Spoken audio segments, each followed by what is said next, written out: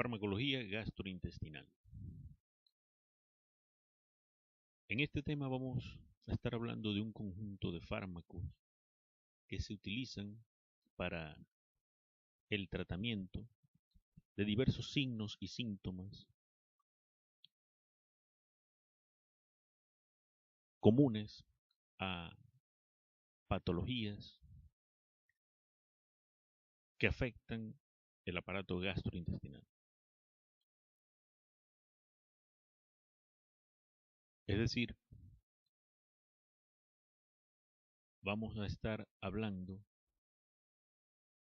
y es conveniente definir, el término síndrome. ¿Qué es un síndrome? Un síndrome es un conjunto de signos y síntomas que pueden tener etiologías diferentes.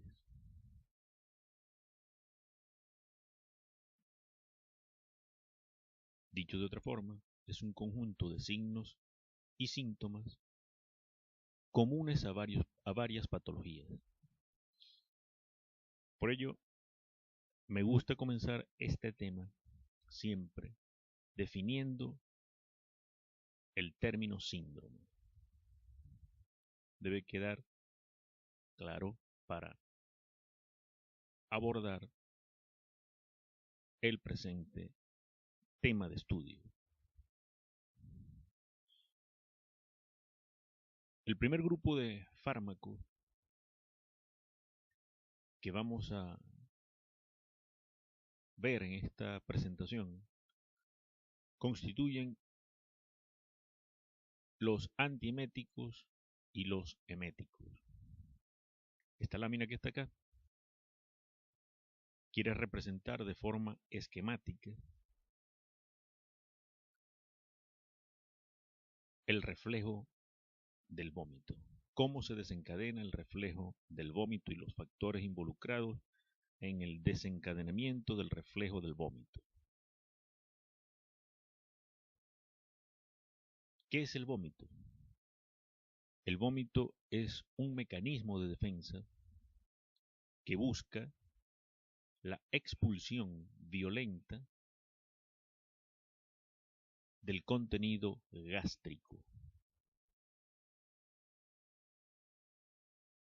para lo que se abre el cardias, se contrae la musculatura lisa gástrica y la musculatura estriada abdominal.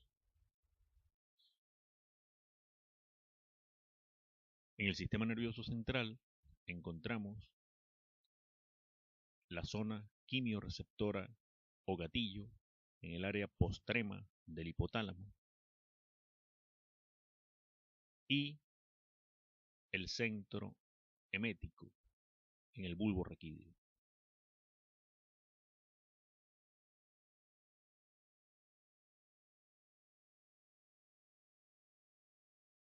Vamos a comenzar con los antieméticos.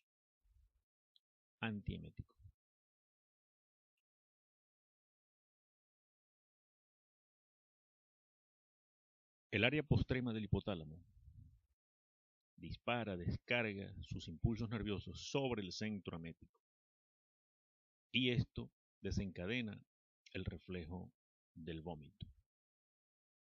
Definido el reflejo del vómito como ya lo hicimos, ¿verdad? En la zona quimiorreceptora gatillo existen receptores a sustancias como la serotonina o 5-hidroxitriptamina, a la dopamina y receptores muscarínicos a la acetilcolina. La estimulación de estos receptores, principalmente los receptores a la serotonina, desencadena el reflejo del vómito por estimulación de la zona quimiorreceptora o gatillo.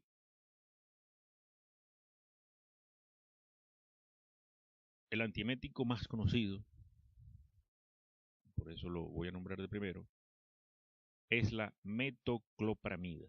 metoclopramida. Recuerden entonces que a partir de aquí, de este tema, vamos a comenzar a nombrar genéricamente fármacos que ustedes se deben aprender, y de cada fármaco que nombremos, ustedes deben clasificarlo, como mencionamos en los objetivos de la unidad curricular, clasificarlo, hablar de su mecanismo de acción, de sus efectos adversos, de sus vías de administración, de sus usos terapéuticos, fundamentalmente.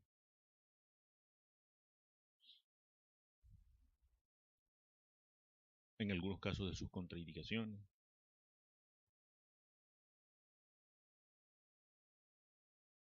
La metoclopramida bloquea los receptores a la serotonina o 5-hidroxitriptamina y por ese mecanismo inhibe la aparición o el desencadenamiento del reflejo del vómito.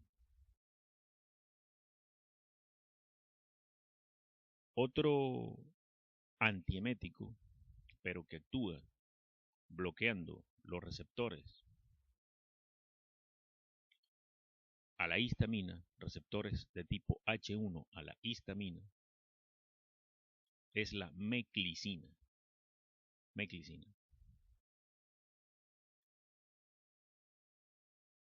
Alteraciones en la cinética del oído interno, cuyos impulsos llegan al cerebelo y de allí al centro emético pueden desencadenar el reflejo del vómito.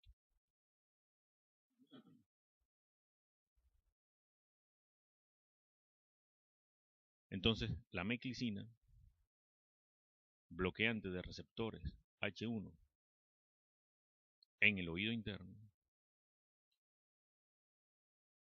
es el mecanismo que se describe como inhibidor del reflejo del vómito para este fármaco.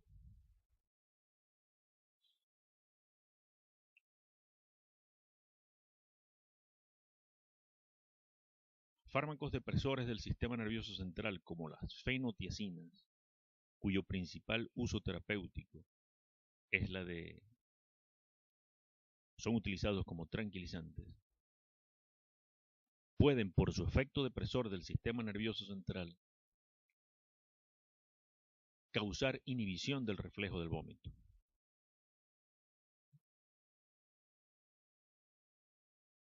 Sin embargo, esa inhibición del reflejo del vómito llevaría también a una depresión de centros nerviosos superiores en el sistema nervioso central.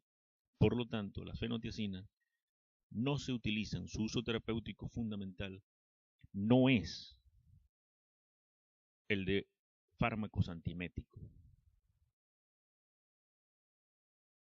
No sucede lo mismo con la metoclopramida, que inhibe el reflejo del vómito sin producir estados de depresión mayores del sistema nervioso central, por ejemplo, tranquilización, sedación, hipnosis o hipnoanalgesia. No lo hacen.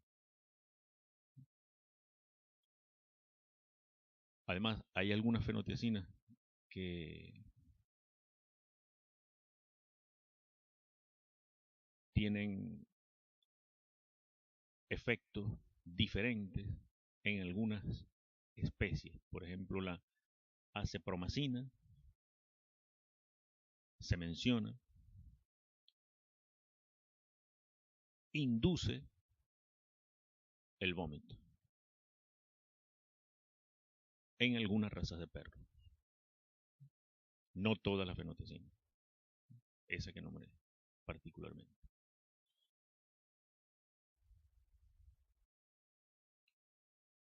Entonces estamos hablando de fármacos antieméticos. Hemos nombrado la metoclopramida, la meclicina,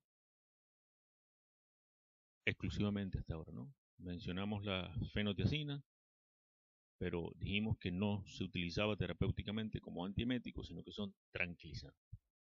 En algunos libros van a leer, en algunos artículos, no que tienen efecto antiemético, sí lo tienen por su efecto depresor del sistema nervioso central, pero no es su uso terapéutico principal, porque cuando son utilizados como antieméticos, también producen estados de depresión mayores del sistema nervioso central, como sedación, hipnosis, hipnoanalgesia. Estados que vamos a definir en clases posteriores.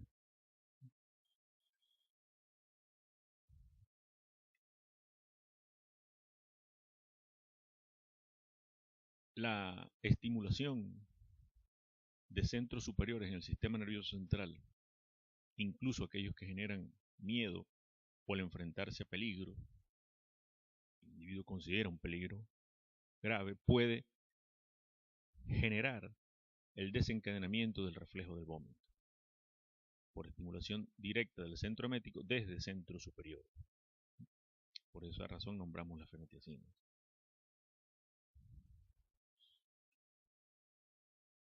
Por vías aferentes vagales desde el estómago o intestino delgado, que llegan como vías aferentes a la zona quimiorreceptora o gatillo, diversos estados del estómago patológicos, diversos estados patológicos del estómago o del intestino delgado pueden estimular la zona quimiorreceptora o gatillo y desencadenar el reflejo del vómito. Por ejemplo, en la dilatación gástrica, en la úlcera gástrica, en la hiperacidez, en la úlcera gastroduodenal, etc. La irritación de estómago o de intestino delgado pueden generar el desencadenamiento del reflejo del vómito.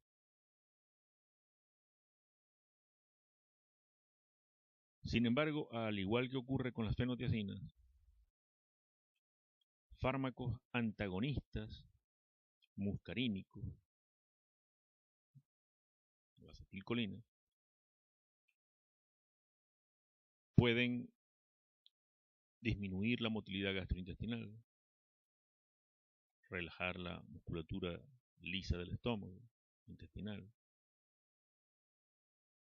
pero no tienen utilidad terapéutica como antieméticos, los antagonistas muscarínicos.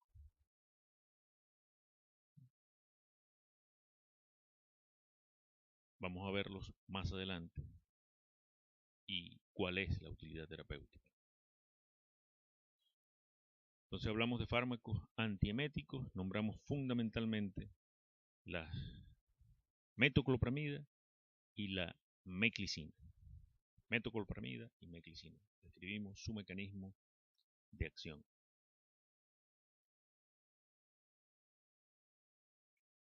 Sustancias, fármacos que inducen el vómito. La mayoría son utilizados en casos de intoxicación, el principal uso terapéutico. ¿Sí? El principal uso terapéutico de los fármacos eméticos. Tenemos fármacos o sustancias que,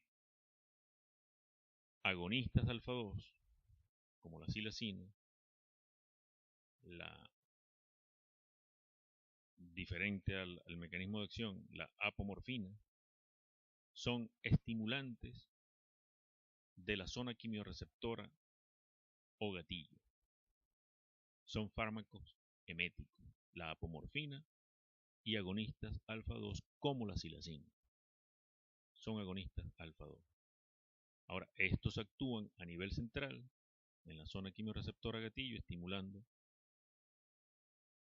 receptores no muy definidos hasta el momento. Están más definidos los receptores sobre los que actúan los fármacos antieméticos, la apomorfina probablemente sobre receptores a 5-hidroxitriptamina y los agonistas alfa 2, como su nombre lo indica, ejemplo la silacina, sobre receptores alfa 2. Son entonces eméticos de acción central. Eméticos de acción central. Ahora, si dije que alteraciones en el estómago y en el intestino delgado pueden generar, por estimulación del área en el área postrema del hipotálamo, de la zona quimiorreceptora gatillo,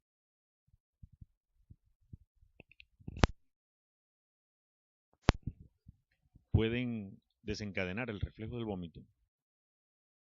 Entonces, por eso tengo acá que soluciones salinas, sustancias irritantes, así también soluciones detergentes o el jarabe de ipecacuana, que es un irritante gástrico, pueden desencadenar el reflejo del vómito. Pueden desencadenar el reflejo del vómito. Entonces tenemos fármacos eméticos de acción central y fármacos o sustancias eméticas de acción periférica. Y así se clasifican tanto los fármacos eméticos como los antieméticos.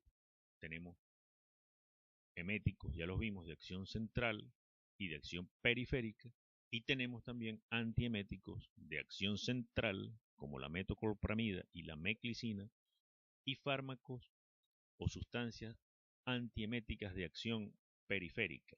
Por ejemplo, protectores de mucosa gástrica, protectores de mucosa intestinal,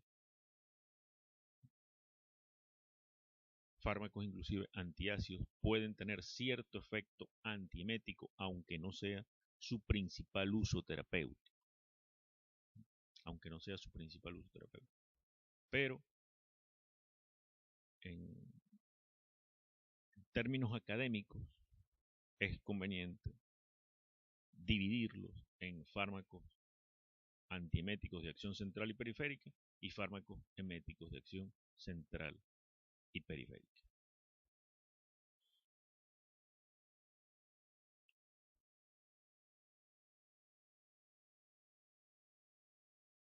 Algunas especificaciones sobre la metoclopramida, porque es el antiemético de mayor uso, ya lo habíamos dicho, inhibe la transmisión dopaminérgica y bloquea los receptores a la serotonina. Debe administrarse cuidadosamente vía intravenosa, porque su administración rápida puede producir incremento de la actividad del sistema nervioso central con nerviosismo, temblores, insomnio.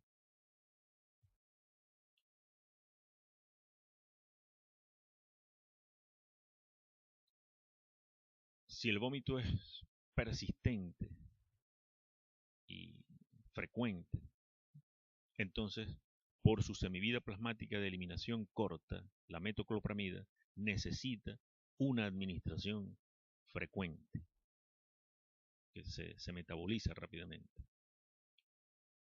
No debe administrarse si se sospecha de obstrucción intestinal por su efecto procinético. ¿A qué se refiere eso de efecto procinético? Se refiere a que la metoclopramida incrementa el vaciamiento gástrico, pero hacia la región pilórica, es decir, hacia el intestino. Entonces, si hay obstrucción intestinal, por eso está la metoclopramida contraindicada.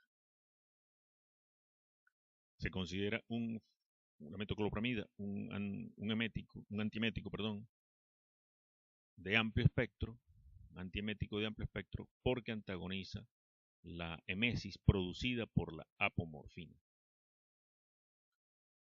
O sea, algunas características de la metoclopramida.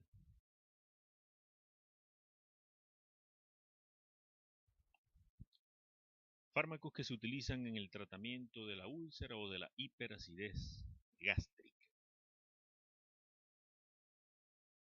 Un grupo de fármacos bastante grande.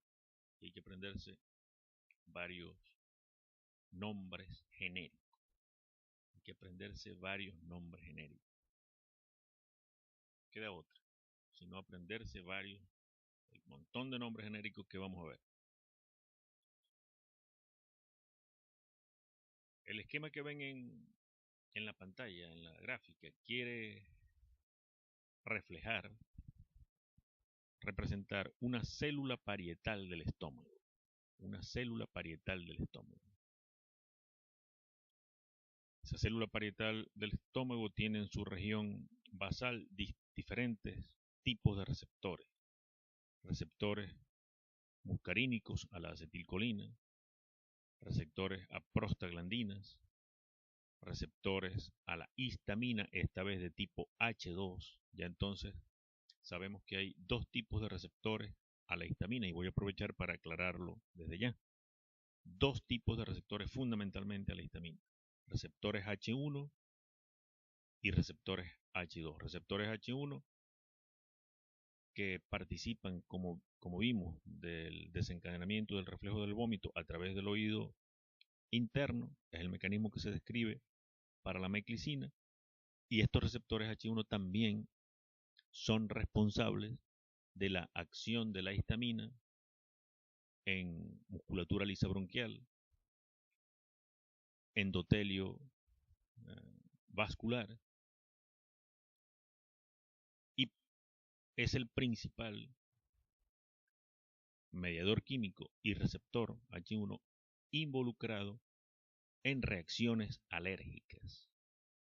Ahora, los receptores H2 están ubicados exclusivamente en las células parietales del estómago. Los antagonistas antihistamínicos H2 no tienen ninguna utilidad terapéutica en el tratamiento de reacciones alérgicas.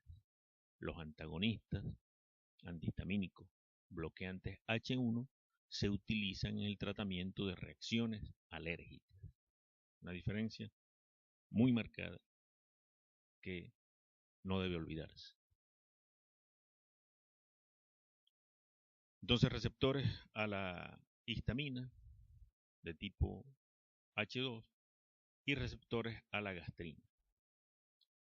La estimulación de los receptores a la gastrina, a histamínicos H2 y muscarínicos a la acetilcolina incrementa la actividad de esta enzima denominada bomba hidrógeno potasio ATPasa o bomba de protones. Bomba de protones porque vierte a la luz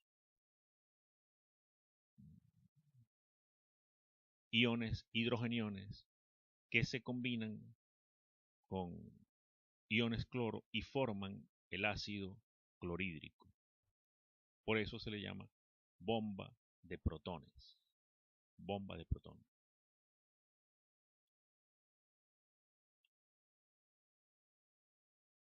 De estos tres tipos de receptores que quedaban, gastrina, histamínicos H2 y muscarínicos,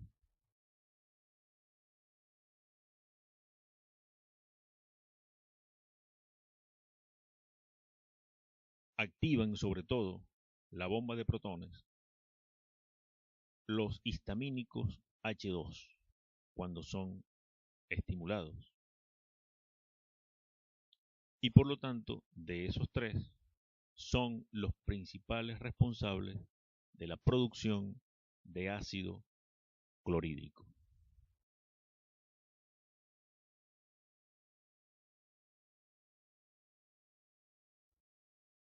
Por eso los bloqueantes H2 inhiben la producción de ácido clorhídrico entre un 60, un 70, hasta un 75%. Inhiben la producción de ácido clorhídrico. Dentro de los antagonistas H2 tenemos la cimetidina, la ranitidina, la famotidina, la nisatidina. Cimetidina, ranitidina, famotidina y nisatidina. Los antagonistas muscarínicos como la atropina no tienen utilidad terapéutica como inhibidores de la producción de ácido clorhídrico. Y no hay fármacos que inhiban la producción de gastrina con esta utilidad terapéutica de inhibir la producción de ácido clorhídrico.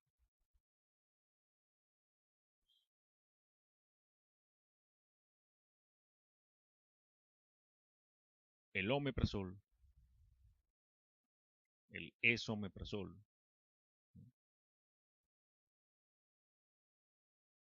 directamente inhiben la actividad de la bomba hidrógeno potasio ATPasa o bomba de protones. Y por esta razón disminuyen en mayor porcentaje la producción de ácido clorhídrico, entre un 90 a un 95%. Entonces tenemos fármacos que por diferentes mecanismos,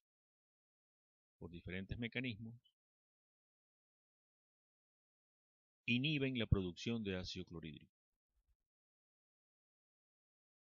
El omeprazol debo aprovechar para nombrarlo como un profármaco, es decir, debe ser metabolizado vía hepática y biotransformado a sulfenamida para que adquiera su actividad farmacológica, porque como omeprazol tal como es administrado no tiene actividad farmacológica, debe ser biotransformado a sulfenamida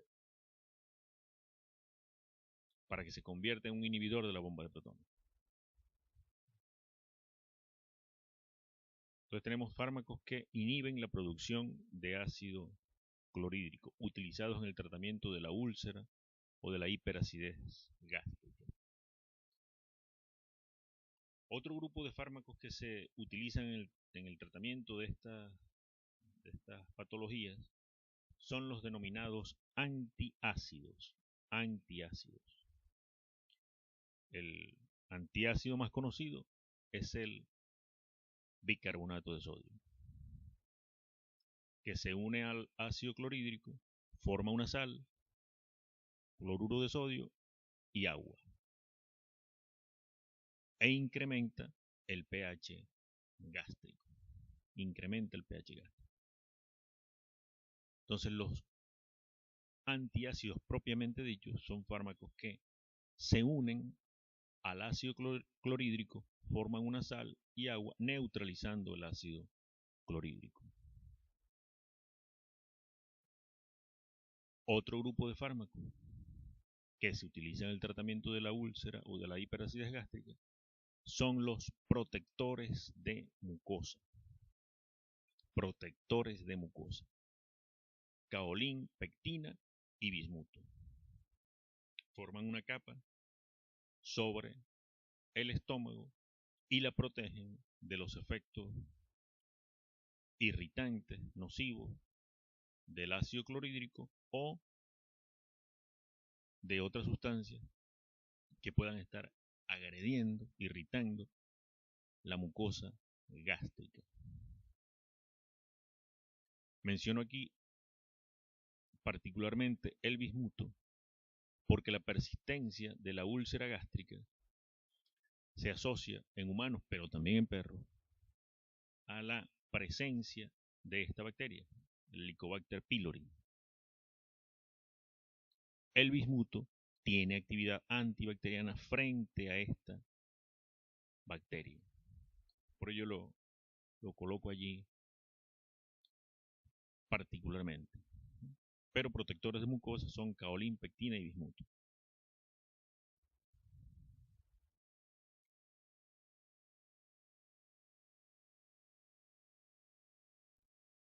Por ello el tratamiento de la úlcera gástrica es una combinación de varios fármacos. Se combinan antagonistas H2, inhibidores de la bomba de protones,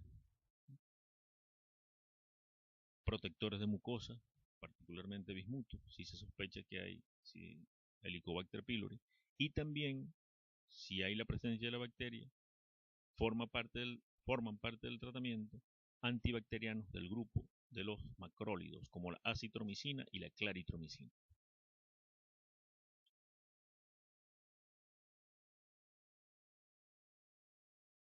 Un fármaco que se utiliza también en el tratamiento de la úlcera gástrica o de la hiperacidez gástrica es el misoprostol, que es un agonista de la prostaglandina E1. La estimulación de los receptores a prostaglandinas en la célula parietal del estómago lleva a un incremento de la producción de moco que protege la mucosa y a un incremento de bicarbonato para regular el pH gástrico.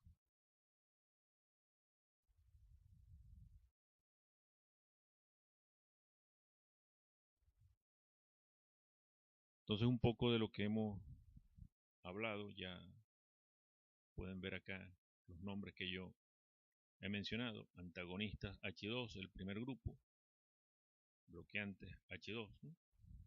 Cimetidina, ranitidina, famotidina, nizatidina, bloqueantes de la bomba de protones, omeprazol, esomeprazol, lansoprazol, fármacos antiácidos, hidróxido de sodio, hidróxido de aluminio, hidróxido de magnesio. Los bloqueantes H2 tienen, es conveniente mencionar algunas características desde el punto de vista cinético, ¿no? Desde la cimetidina a la nicetidina. La nicetidina es la que tiene menor biodisponibilidad, menor semivida plasmática de eliminación.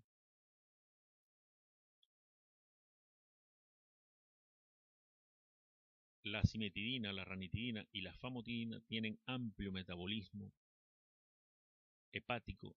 En cambio, la nizatidina se elimina con menor biotransformación hepática en mayor cantidad por el riñón. Todos, como característica no deseada, todos los bloqueantes de los receptores H2 tienen la característica de potencialmente producir interacciones o originar interacciones farmacológicas en las enzimas del citocromo P450. Estamos hablando de fase metabólica tipo 1, ¿no? O fase metabólica 1, metabolismo fase 1. Como son tratamientos prolongados, el tratamiento de la úlcera gástrica es un tratamiento prolongado,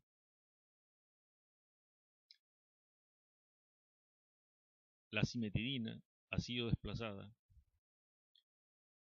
porque tras administración prolongada produce ginecomastia. ¿Qué es ginecomastia? Se observó en seres humanos el incremento de tamaño de la glándula mamaria, pero en el hombre. Produce la cimetidina ginecomastia. De los inhibidores de la bomba de protones, omeprazol, lansoprazol, no se mencionan prácticamente efectos adversos, con excepción de la disminución de la absorción de las vitaminas del grupo B por la casi acloridria que produce la administración de estos fármacos, por que se disminuye hasta en un 90, un poquito más, 95% mencionan algunos, la producción de ácido clorhídrico. Con los fármacos antiácidos propiamente que se unen al ácido clorhídrico forman una sal y agua, ¿verdad? Debe serse muy preciso en la posología y respetar el intervalo entre dosis. Porque si no se respeta el intervalo entre dosis, como no se está, estos fármacos no bloquean ningún mecanismo celular para la producción de ácido clorhídrico, sino que simplemente antagonizan el ácido clorhídrico que se produce. Si no se respeta el intervalo entre dosis, entonces puede ocurrir acidez denominada de rebote, acidez de rebote. Es decir,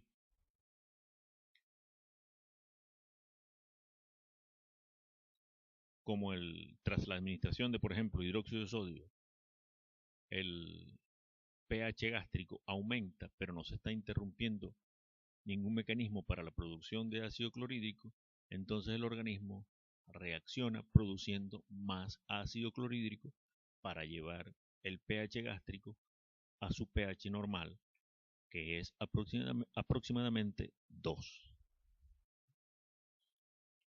Otros efectos adversos: el hidróxido de aluminio. El aluminio tiene un carácter astringente, por eso puede producir estreñimiento, y el hidróxido de magnesio, al contrario, puede producir cuadros diarreicos. Entonces, cimetidina, ranitidina, famotidina, nisatidina, omeprazol, esomeprazol, lansoprazol, hidróxido de aluminio, hidróxido de magnesio, hidróxido de sodio. Nombres genéricos que tienen que aprenderse. Otro esquema resumen y también para mencionar algunos otros fármacos, ¿no?, de los que interfieren con la producción de ácido clorhídrico. Ya los hemos mencionado en este cuadro, no los voy a volver a repetir. Ya sabemos que los antimuscarínicos no tienen utilidad terapéutica como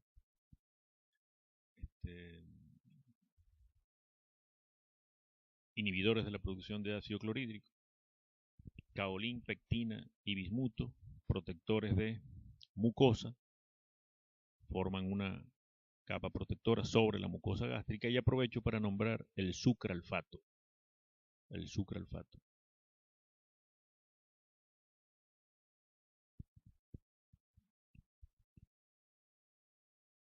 El sucralfato también es un protector de mucosa gástrica, pero que se describe tiene afinidad por la mucosa ulcerada.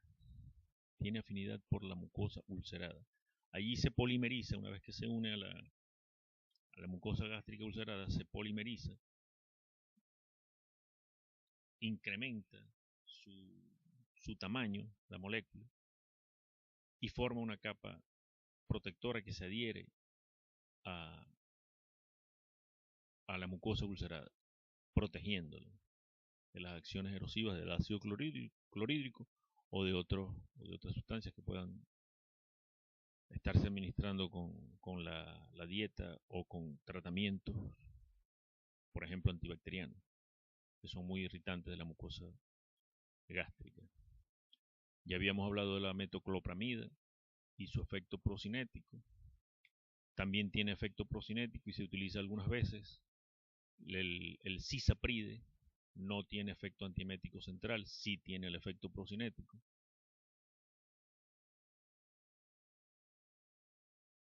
Eméticos de acción periférica, soluciones salinas concentradas, jarabe de ipecacuana, soluciones jabonosas. Ya habíamos hablado también del misoprostol, lo tenemos por aquí abajo, que incrementa la producción de moco, no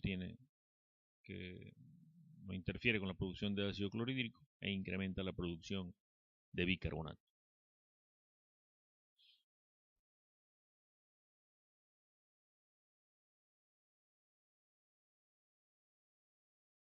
Fármacos diarreicos y antidiarreicos. El vómito produce deshidratación, la diarrea también. El vómito puede producir, si es muy frecuente, una alcalosis metabólica.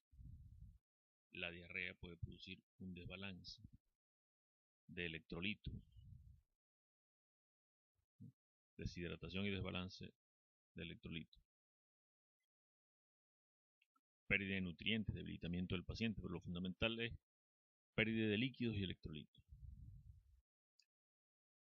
Razones por las que tanto el vómito, doy estas razones como justificación de por qué debe utilizarse o detenerse el vómito mediante el uso de antieméticos, por qué debe detenerse la diarrea con el uso de antidiarreicos. ¿Qué es un antidiarreico? Un fármaco que disminuye la frecuencia y cantidad de las evacuaciones. En la diarrea las heces pueden ser líquidas, blandas, pastosas. Por supuesto son más graves las que son cuando las heces son líquidas, ¿no? Hay mayor pérdida de líquidos y de electrolitos.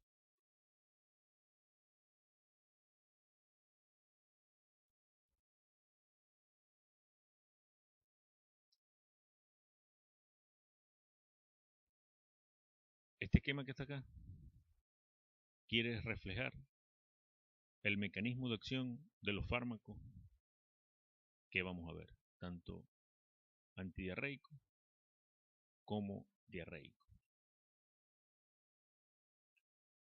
Vamos a comenzar con los fármacos diarreicos. ¿Para qué se usa un fármaco diarreico? Para favorecer el vaciamiento intestinal. ¿Cuándo puede ser necesario favorecer el vaciamiento intestinal? Cuando se ha ingerido un tóxico. Entonces, favorecer la eliminación del tóxico para disminuir la cantidad que de ese tóxico es absorbida hasta alcanzar el torrente circulatorio. Fármacos diarreicos tenemos, por ejemplo, el sulfato de magnesio y el sulfato de sodio. ¿Cuál es el mecanismo de acción del sulfato de magnesio y el sulfato de sodio?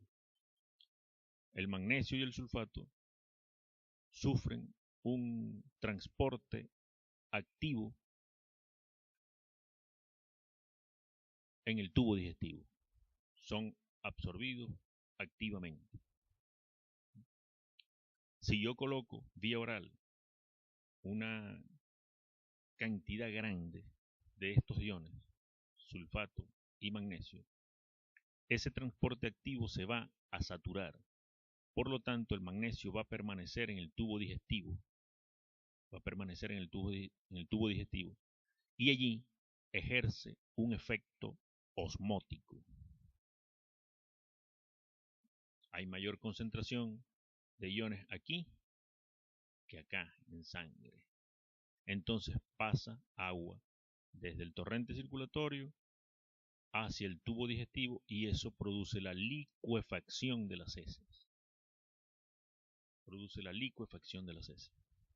Ese es el mecanismo de acción del sulfato de magnesio y el sulfato de sodio como agentes o sustancias diarreicas.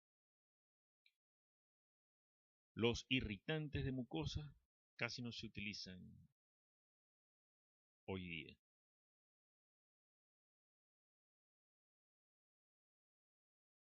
Representantes principales, sen, ruibarbo y aloe. Producen una irritación local que aumenta la actividad parasimpática y ese incremento de la actividad parasimpática lleva a un incremento de la producción líquida de las células mucosas intestinales y a un incremento de la peristalsis. Entonces se produce el cuadro diarreico. La celulosa, metilcelulosa,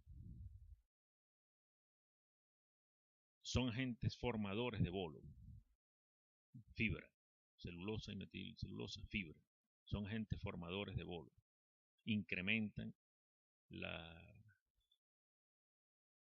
cantidad de heces y la frecuencia de las evacuaciones, pero incrementando el bolo fecal por su carácter higroscópico. ¿Qué quiere decir eso de carácter higroscópico?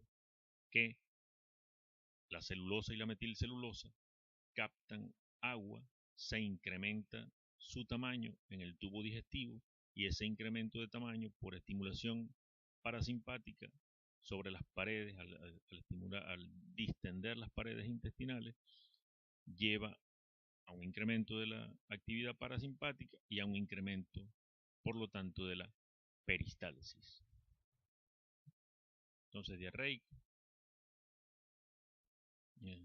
osmóticos como el sulfato de magnesio, el sulfato de sodio, irritantes de mucosa, senru y barbo y aloe, y formadores de bolo como la celulosa y la metilcelulosa.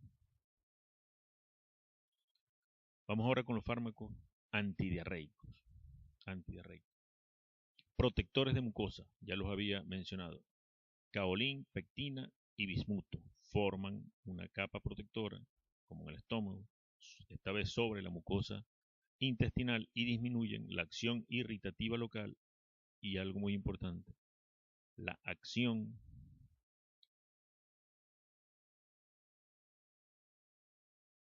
dañina de bacterias o virus sobre la mucosa.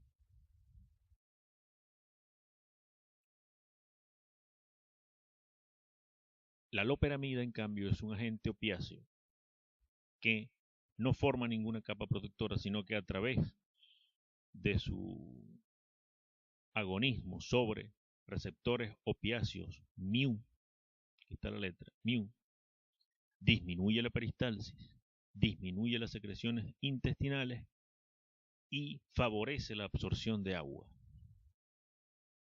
Esos tres mecanismos llevan a que sea un potente antidiarreico.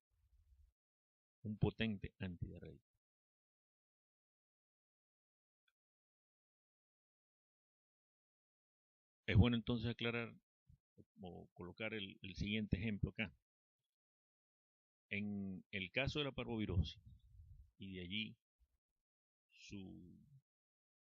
el ejemplo que voy a colocar con el concepto de terapéutica, que lo definimos como el arte de recetar, ¿no?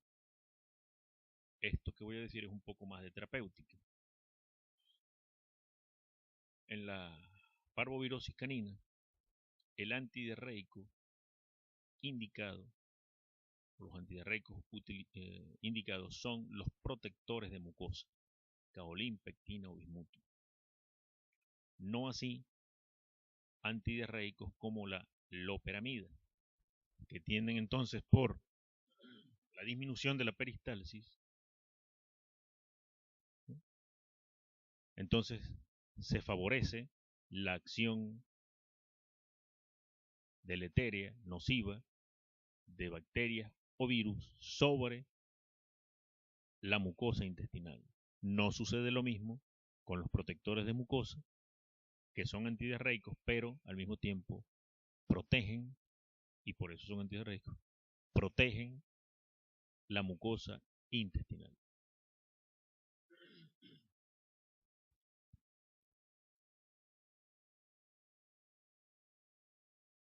Entonces, caolín, pectina, bismuto, protectores de mucosa.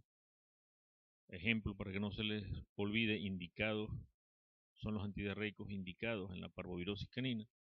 No así la loperamida, que al contrario está contraindicada en ese tipo de patologías. Incluso si ustedes ven el prospecto de la loperamida, el loperan, verán que está también contraindicada en la colitis ulcerativa por la misma razón, porque no protege la mucosa.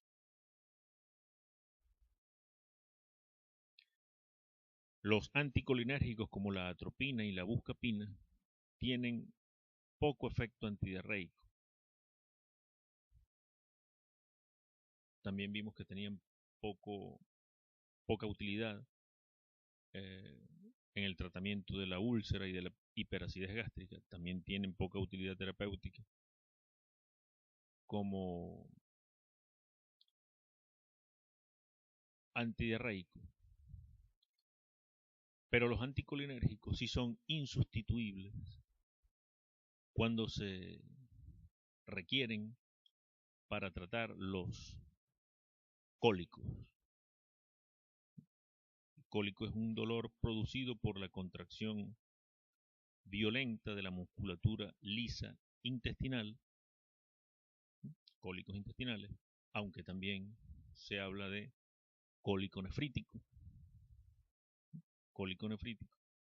y cólico menstrual.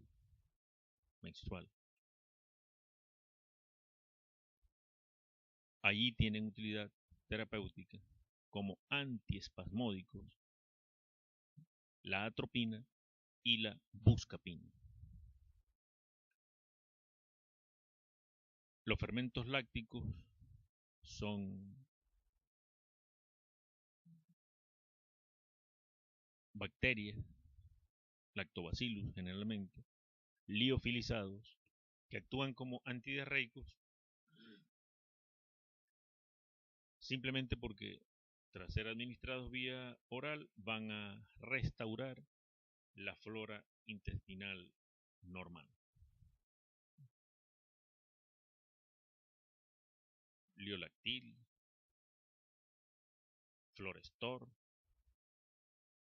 enterogermina, todos son fermentos lácticos, principalmente lactobacillus. Van a restaurar la flora normal intestinal.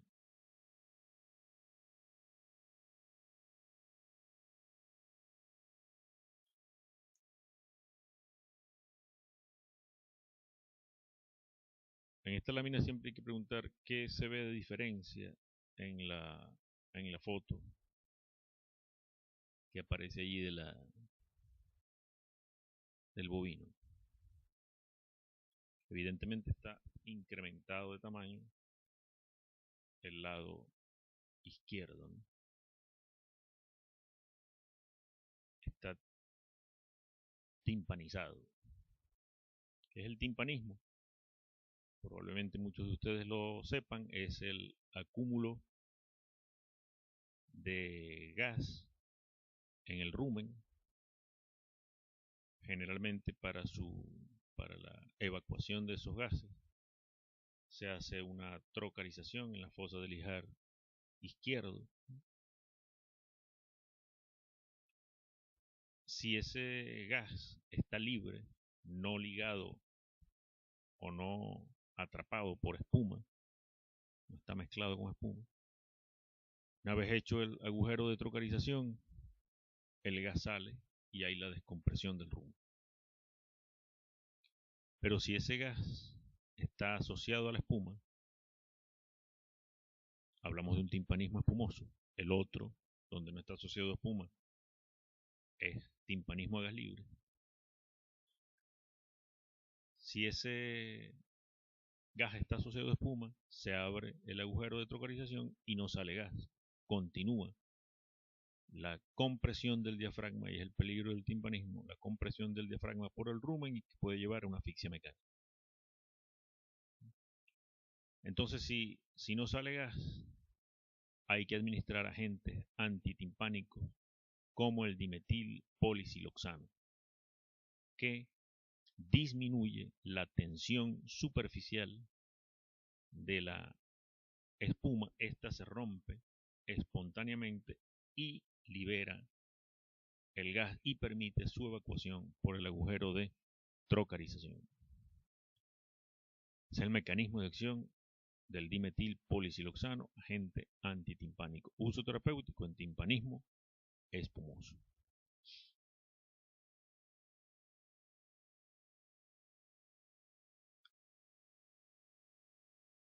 Protectores hepáticos.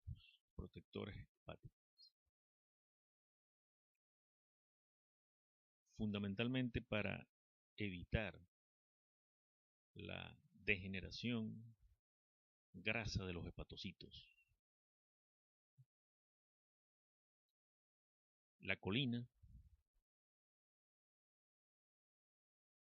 se une a los fosfolípidos y a los esfingolípidos y favorece la hidrosolubilidad de estos en sangre y que puedan ser eliminados. Es el mecanismo de acción de la colina. Se utiliza mucho con la dieta en aves, especie muy susceptible de degeneración grasa, inclusive por alteraciones dietéticas en la alimentación. Y las vitaminas del grupo B, todas, la gran mayoría son coenzimas que favorecen, determinan el buen funcionamiento de las enzimas del citocromo P450. Ya sabemos que las enzimas del citocromo P450 son el grupo de enzimas que participan de las reacciones metabólicas fase 1.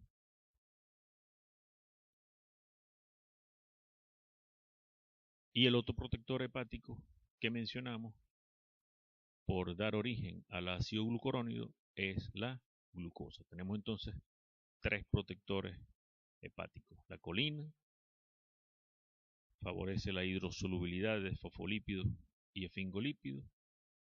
Las vitaminas del complejo B favorecen la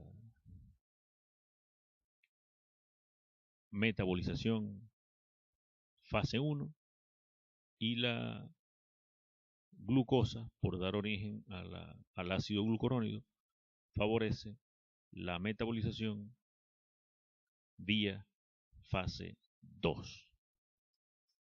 3 protectores hepáticos.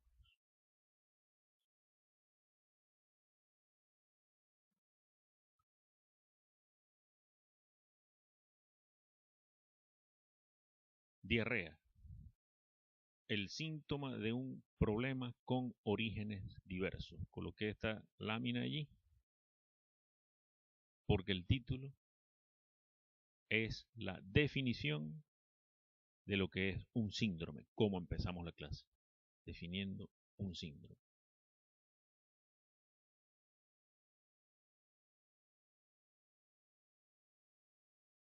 ¿Qué es lo primero que hay que hacer cuando hay un paciente deshidratado por causa de diarrea? ¿Dar un antidiarreico? No.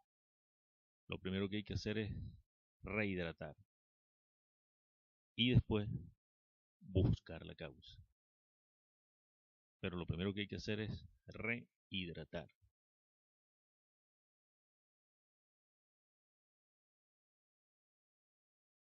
Y esto que no se debe olvidar cuando contrastamos los efectos antidiarreicos de los protectores de mucosa, caolín, pectina y bismuto, y la loperamida, y hablamos de la parvovirosis canina. Siempre hay que recordar que los antidiarreicos frenan un mecanismo de defensa del organismo. Por lo tanto, hay que valorar cuándo se va a dar el antidiarreico y qué tipo de antidiarreico se va a utilizar. Creo que con esto terminamos esta clase.